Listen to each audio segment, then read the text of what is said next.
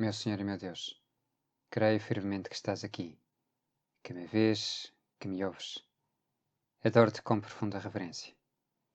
Peço-te perdão dos meus pecados e graça para fazer com fruto este tempo de oração. Minha Mãe Imaculada, São José, meu Pai e Senhor, anjo da minha guarda, intercedei por mim. Ficou-me gravado o comentário de uma mãe de família sobre a estranheza com que alguns católicos olham para o Antigo Testamento. Ela e o marido esforçavam-se por transmitir aos seus filhos um grande amor pela Bíblia e utilizavam-na com frequência para rezar. Este testemunho, aliás, porque eles tinham um jeito especial e via-se que os miúdos os seguiam com entusiasmo, fazia com que os seus amigos se interessassem e quisessem saber como é que faziam. Porém, a sua surpresa era enorme quando se percebiam que eles não só utilizavam o Novo Testamento, ou seja, a vida de Jesus e o que tinha dito e as coisas que tinha ensinado e o que tinha feito, mas que rezavam também com o Antigo Testamento. E incrédulos perguntavam: Mas como assim? Bom, tem histórias fantásticas, tem coisas magníficas. E então, ainda incrédulos, diziam: Mas é tão estranho. Não consigo rezar a um Deus assim. Ao que os meus amigos respondiam: Bom, é o mesmo Deus. Hoje, ao ler o Evangelho da Missa, recordei este e outros episódios semelhantes. E porquê? Porque há muitos católicos que olham para o Antigo Testamento assim, como algo estranho. Eu diria até como algo errado, que foi corrigido, que foi superado. Porém, Jesus não diz isso. Não penseis que vim revogar a lei aos profetas. Não vim revogar, mas completar. Em verdade vos digo, antes que passem o céu e a terra, não passará da lei a mais pequena letra ou mais pequeno sinal, sem que tudo se cumpra.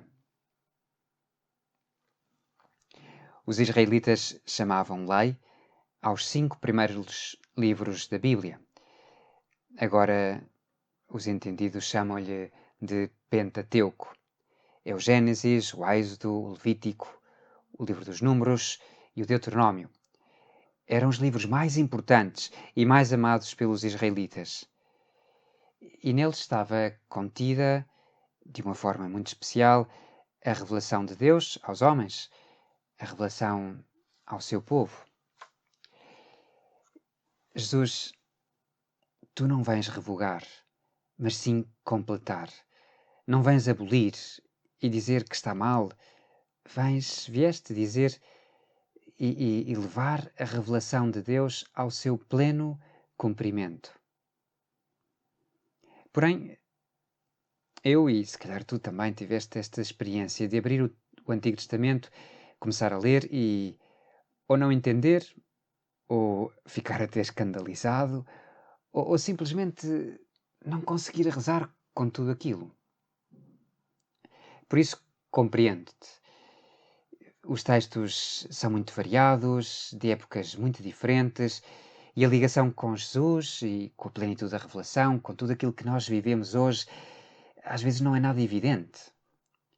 Mas imagina só como Maria e José olhariam para esses mesmos textos, ou os outros santos do Antigo Testamento que desejaram conhecer o Messias e deixaram que o Espírito Santo os inspirasse. Amaram o mesmo Deus que tu, que eu, que nós. E apoiados nos textos da Bíblia, que na altura eram apenas o Antigo Testamento, eles sonharam com o Messias.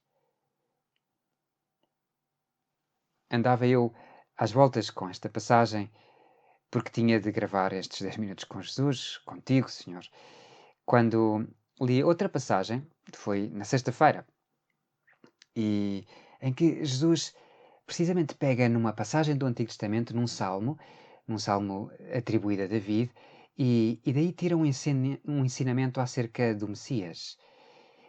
Eh, e centrei-me na forma como a multidão, diz o evangelista, que a multidão escutava Jesus e estavam maravilhados. E eu, Senhor, compreendo-os. E imagino Maria, mãe de Jesus, e se calhar alguns dos discípulos, aqueles deu-me para pensar em João e André, aqueles dois jovens que tinham uma sede de compreender e de encontrar o Messias e foram até ao Jordão, a 100 quilómetros da sua terra, para ouvir João Batista falar daquele que seria o Messias. Agora estavam diante de Jesus. Alguns universitários que me escutam com mais frequência já se riem deste meu gosto de descobrir pistas no Antigo Testamento que levam ao Novo Testamento. E nisso compreendo o prazer desta multidão. O prazer que sentem ao ouvir aquelas palavras de Jesus. Perceber que tudo bate certo. Por exemplo, nesta passagem, perceber que o Messias será um descendente de David. O Senhor diz, cita aquele salmo, disse o Senhor ao meu Senhor, senta-te à minha direita. Como é que David chama Senhor aquele que seria o seu descendente? E ele disse, se o Messias, todos eles sabiam que viria de ser descendente de David e, portanto, filho de David, mas também se davam conta de mais. E o Espírito Santo estava-lhes a fazer vibrar o coração. Eles estavam diante de Jesus e nos seus corações percebiam que não era um homem como os outros. E nós sabemos agora, pela fé, quem é. Sim, é homem, descendente de David, mas é o Verbo encarnado. Por isso, o seu pai David o trata por Senhor. Mas estamos na oitava do Corpo de Deus.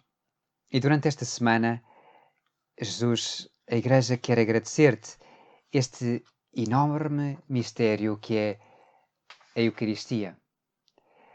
Lembrei-me então de que, até chegar à universidade, embora fosse à missa todos os domingos e muitas vezes durante a semana, nunca pensei muito numas palavras solenes e importantíssimas que se dizem em todas as missas. O sangue da nova e eterna aliança. Que queria dizer? Não sei se os católicos se questionam sobre isto. Eu sabia que era o sangue de Cristo, derramado pelos pecados dos homens, mas acho que não pensava em mais nada. Ora, na primeira leitura da festa do Corpus Christi, lemos precisamente uma passagem de lei, desse segundo livro da Bíblia, o Êxodo. Um dos livros que, segundo o Evangelho de hoje, se levarão a cumprimento. E trata-se de uma passagem solene, em que Moisés, precisamente a passagem em Moisés vai celebrar a aliança com o povo de Israel. E para isso fazem um sacrifício e recolhem o sangue daquele animal. E com aquele animal, depois de pronunciadas umas sentenças em que o povo diz que cumprirá tudo aquilo que o Senhor disser, Moisés vai aspergir com sangue aqueles homens, toda aquela assembleia. Mas o texto não fica aqui. De facto, o resto vai-se ler apenas na liturgia das horas desse dia. Conta-se como Moisés, terminada a celebração daquela aliança, acompanhada por Arão, Nadab e 72 anciãos, subiram até à presença do Senhor, na montanha. E descreve-se como o viram e como se aperceberam de que o céu desce até eles. Sob os pés do Senhor, os pés do Senhor assentam sobre um pavimento deslumbrante que lembra o próprio céu, como que o céu ali, eles estão no céu, embora estejam na terra. E mais ainda, contemplam a Deus e comem e bebem na sua presença. Quando há uns anos descobri esta passagem, perguntei-me como é que é possível que eu ainda não me tinha dado conta disto? Como é que não me dei conta disto antes? Isto é incrível. Isto é o que dizemos da Eucaristia. Mas o que aconteceu? Porque é que no Antigo Testamento isto é apenas um facto isolado? Se abrires o livro do Êxodo, vais ver como Moisés, a seguir, é chamado a subir para a montanha e vai passar ali 40 dias e 40 noites e receberá a revelação por parte do Senhor. E o que acontece depois? Bom, isso talvez já te soe bastante mais. Os israelitas cansam-se de esperar, constroem um bezerro de ouro e prostram-se diante dele em adoração. E fazem todo o tipo de coisas tristes. Em vez de se tornarem um povo de sacerdotes que poderiam comer e beber na presença de Deus, um povo que o contemplaria, que fariam com que o céu descesse até eles, não, preferiram voltar-lhe as costas. E lá se foi o plano A de Deus. Mas Deus não desistiu do seu povo. E chegada à plenitude dos tempos, vai fazer uma nova aliança. Não com sangue de animais como a primeira aliança, mas com o sangue do Filho de Deus encarnado. E nessa aliança, à semelhança da primeira, Deus desce até nós, sacramentalmente. Entramos na sua presença, vamos até ao céu, ou o céu desce até nós. É isso que é a Santa Missa. Ir até ao céu, estar no céu, viver a paixão, morte e ressurreição do Senhor, comer e beber na sua presença. É o plano B de Deus e é maravilhoso. Nunca falta um plano B. E surpreende-nos porque é sempre extraordinário. Mas para isso precisava de mais outros 10 minutos. Olha para Maria e vê-a a dar voltas a este plano B e a maravilhar-se e com vontade de corresponder. Dou-te graças, meu Deus, pelos bons propósitos, afetos e inspirações que me comunicaste nesta meditação. Peço-te ajuda para os pôr em prática. Minha Mãe Imaculada, São José, meu Pai, Senhor, anjo da minha guarda, intercedei por mim.